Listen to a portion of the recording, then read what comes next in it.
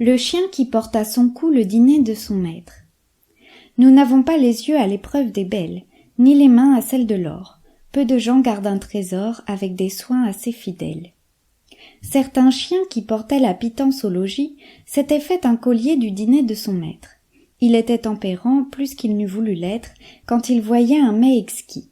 Mais enfin il l'était, et tous tant que nous sommes, nous nous laissons tenter à l'approche des biens.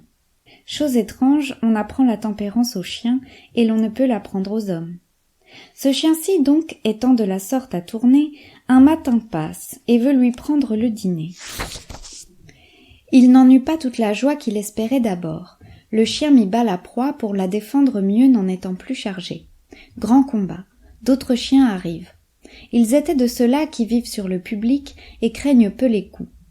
Notre chien, se voyant trop faible contre tous, et que la chair courait un danger manifeste, voulut avoir sa part, et lui sage, il leur dit « Point de courroux, messieurs, mon lopin me suffit, faites votre profit du reste. » À ces mots, le premier, il vous happe un morceau, et chacun de tirer le matin la canaille à qui mieux.